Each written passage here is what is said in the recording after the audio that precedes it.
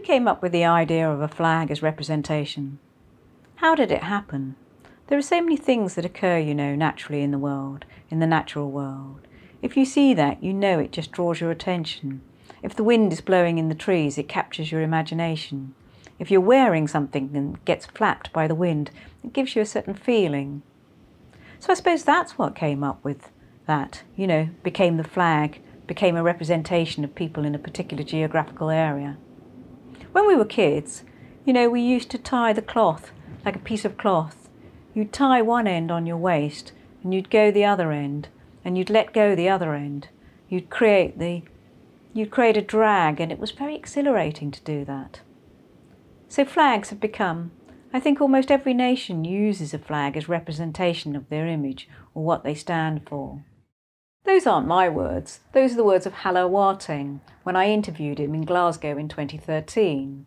I showed him an image of the globe with the EU at the top of it, and he chose to answer me by telling me a story about his own childhood. He took me back to his Ghanaian childhood and running in the wind. My name's Casey Mahendran, and what I want to talk to you about today is, can the public rule the world? I'm a social psychologist in the Open Psychology Research Centre, and in this series of talks we're opening up psychology in an ever-changing world. So can the public rule the world?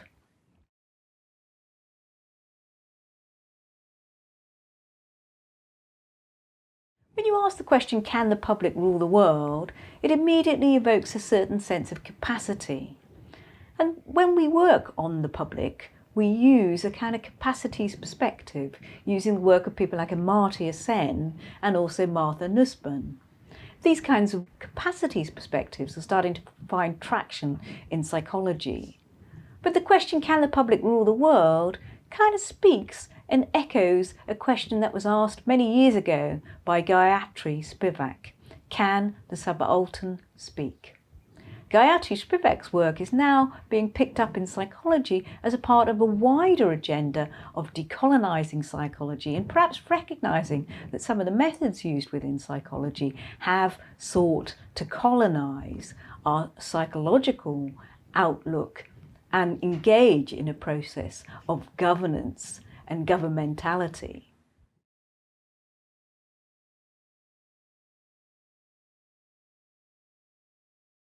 What do you think about when you think about the public? Even though we're members of the public, often when we imagine the public, we imagine them in the street or in shopping centres. We imagine them in cafes, in bars, in restaurants.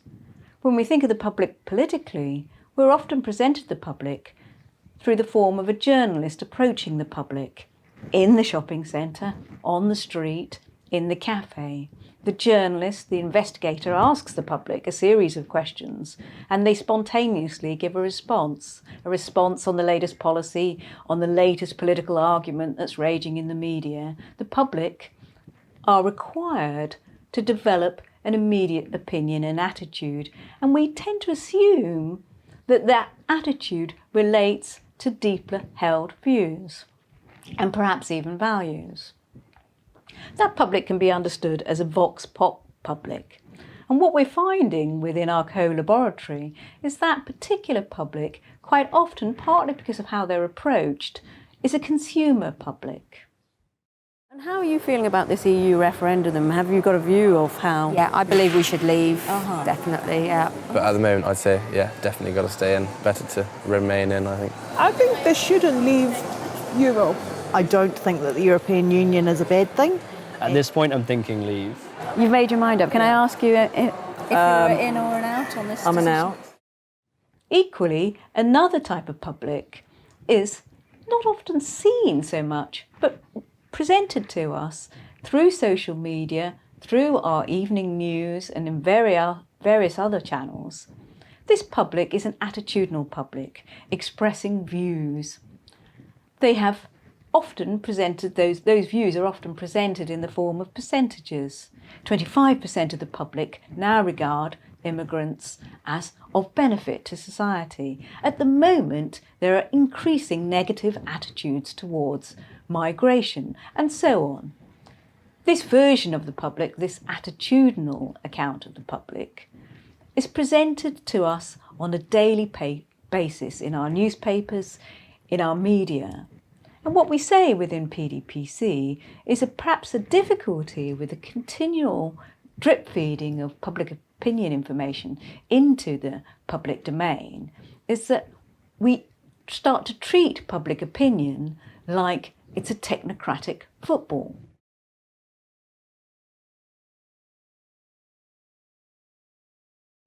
PDPC stands for Public Dialogue Psychology Co-Laboratory, and we established it this year. It consists of myself, Anthony English, who's looking at how dialogue can be sustained when people realise that they've got really quite different opinions to each other. This is what's known as a kind of categorical public.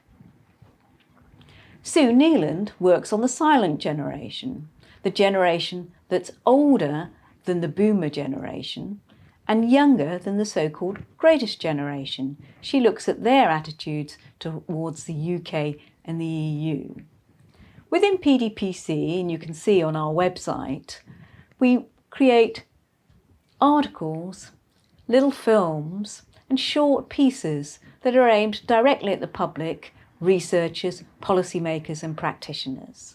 Our starting point is very often John Dewey and his rather famous book, The Public and Its Problems. John Dewey returns us to public capacity. He believed that we had the capacity to think beyond our immediate interests. Within PDPC, our theoretics draw from a variety of sources. Our starting point is Mikhail Bakhtin and his dialogical theory and his idea that there are certain acts that occur that call upon us to respond, what he called answerability. We combine that with social representations theory, the common sense. We work also with dialogical theory and the various dialogical scholars that exist that are working around us. We have a network of colleagues who are working on a dialogical approach to public dialogue. And finally, we combine that with feminist political science. So we create a figure ground analysis. And this enables us to achieve our central aim within PDPC, which is to move from public opinion to public dialogue.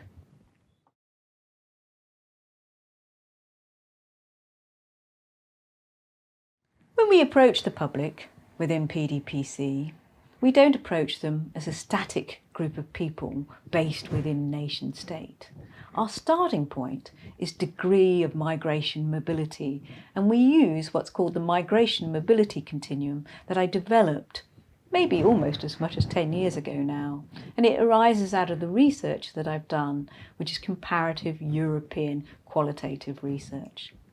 When you think about the public, they range from position 1, generational non-mobility, all the way through people who are maybe married to a migrant or their parents were migrants or grandparents were migrants, to people who've moved to live abroad for a few years and then returned home, to people who've made one move in their lives, and finally to people who may well have moved, this is position 10, who may well have moved since they were a small baby. Their parents were from one place, one parent from one place, another parent from another place, and they were born in a third place. And when you ask them a question, are you settled or do you think you'll move again? They say, oh yes, I'm fully intending to move again.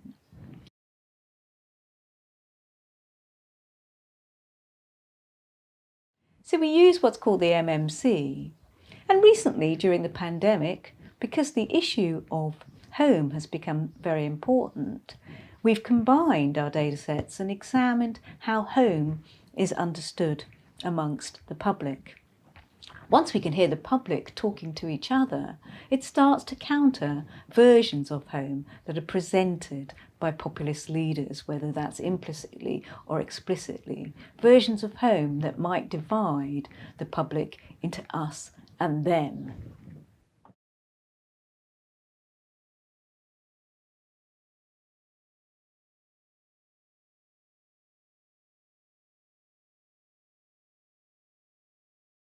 When you say, can the public rule the world, it raises questions about rule. It raises questions about power.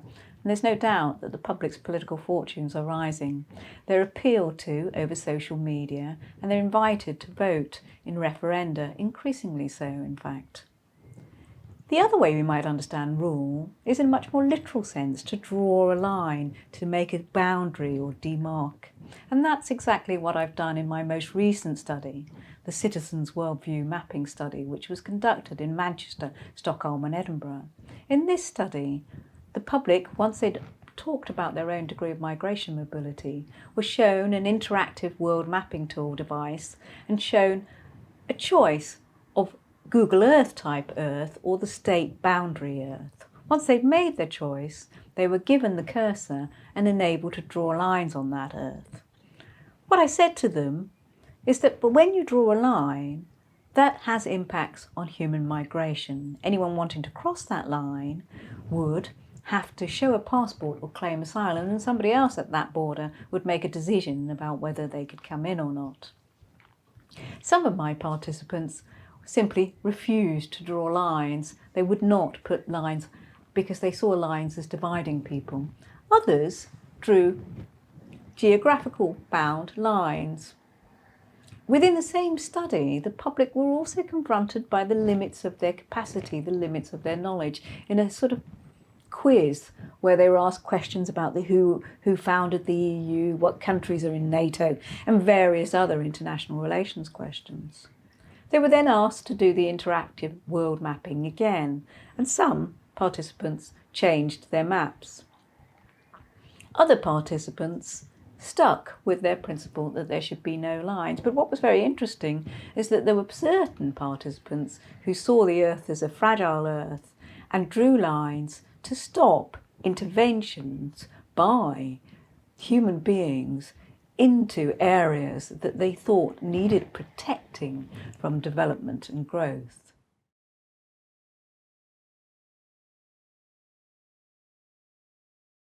So can the public rule the world? Well, it's not really a question of me persuading you that the public can rule the world. More critically, we live in political conditions where the public are being mobilised on the idea that they can rule the world, that there's such a thing as people power.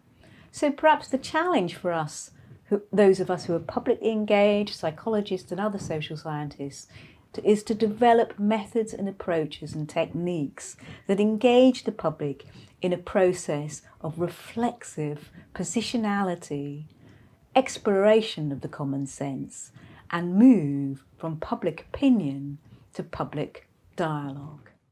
So thank you for listening to this talk. If you're interested in the activities of PDPC, please follow us via our website.